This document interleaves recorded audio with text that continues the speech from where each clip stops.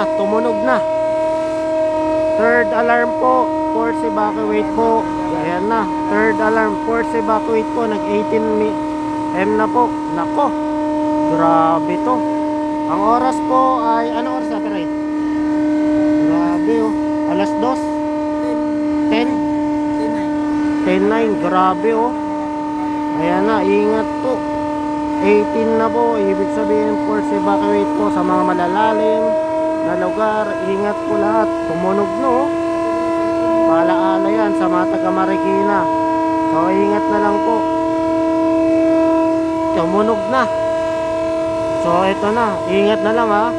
So hindi natin alam kung tutuloy-tuloy pa rin tong ulan, kasi nakikita ko mukhang walang humpay simula umaga hanggang gabi. Hindi tumitigil po yung ulan. Humihina pero lumalakas po ulit. Umabot na ng 18. Grabe guys. Tumunog na po, tumunog na. Para i-share po, para updated po kayo. May magsasalita pa dyan eh. Yan oh. Lahat ng barangay yan tutunog sa ganyan. Pinapaalalahanan po lahat po ng mga taga Marikina na delikado yung lugar, bahain yung lugar, or basta ano, flood. Delikado, ilalim ng tulay, mga apektuhan. Ipo-force evacuate po kayo. Ibig sabihin sa pilitan na paglikas po sa ayaw at gusto nyo, kung nasa panganib po. Dahil nag-18 po, ito po ay third alarm is final alarm po to. Kung yung first alarm is warning, second alarm evacuate, voluntary evacuate. Itong third alarm po ay itong ngayon ay sa pilitan evacuate po sa mga lahat ng risk na lugar no. Kunyari nakatira ka sa ilalim ng tulay, ayan. So magsasalita pa yan eh. Tumunog na. Tumunog na po, tumunog na. Ilagay siya na na, ilagay. Buong barangay yan, tutunog na po. Pupuntahan na po nila. Public awareness po. Mag-ingat po. Dahil lang itong dalawang LTE na binabantayan ay tuloy-tuloy. Actually, nag-declare na nga na walang pasok. Lakas no? Ayan no, tumunog na. Ang lakas no? Ayan yun no?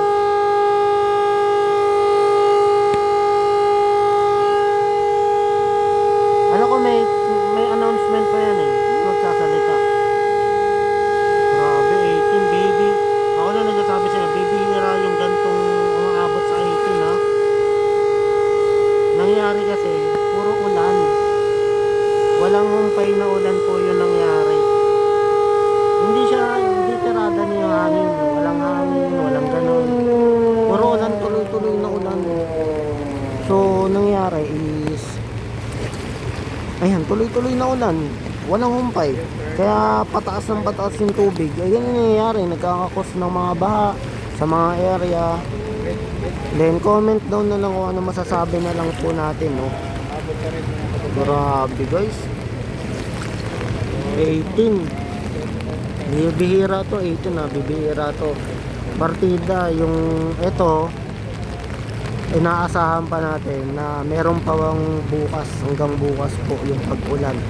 So inaasahan pa natin what the possible kung hanggang bukas pa tong ulan. Hopefully na tumigil po tong ulan kasi weather to, hindi natin alam kung tuloy-tuloy to, pero based sa ano natin, simula kaninang umaga hanggang ngayon walang humpay po yung ulan po. Grabe, ganong kalala po yun. Yan, nandito tayo sa Marikina water level. Ito po yung basihan po ng mga tao dito kung evacuate na ba yung mga delikadong lugar. Ito po yun. O kung kayo ay nakatira po sa mga gilid-gilid, ayan, gilid-gilid na marapit po sa mga ayan, sa river. Kagaya na ito eh, kunyari yung alam yung mga squatter na yung delikado pag pumasok, ayun yung inaano nila, ina-advocate and inaano nila, ginaguide. So dahil nag-18, ayun yung pinaka final alarm, no. Then monitoring na lang yan yung mga susunod. Ina-awareness, kunyari po pinupuntahan sila, ina-aware sila na ganito, nag-18 na, delikado pa, kung ano, mas maigi na mag-ano na lang, mag-evacuate kung sakali. Ayan, ang lakas pa rin ng yung sa mga ibang ano, kunyari sa mga Quezon City, kaya Mandaluyong, baha na rin yan, pati sa Top Avenue. Yung mga gantong version, yan, ako na nagsasabi yung baha yan. Lalo sa Mandaluyong, grabe, walang humpay. Nako, may mga part talagang bahain, no. Yung mga tinatarget na itong third alarm, ito yung matatamaan ng risk. Kunyari mababa yung lugar nyo, ayun yung kaya target nila. So pa-like, pa-share po, ingat na lang po, no, mga kababayan. Mas maigi magdala po ng payong at kapote. Kung hindi naman po, kung wala naman po pupuntahan, wag na lang po lumabas, kasi malaki yung portion, kasi kapag lumakas yung ulan, yung baha kasi is tuloy-tuloy kung sakali. Hindi lamang po dito, may ibang mga parte na binahabaha po kasi. Grabe, 18, nag-18, bihira lang to, 18. Tapos bukas, hindi natin malaman pa kasi nag-declare ng walang pasok. Hopefully, i-pray natin na matapos na po yung ulan, no? Kasi hindi natin malalaman.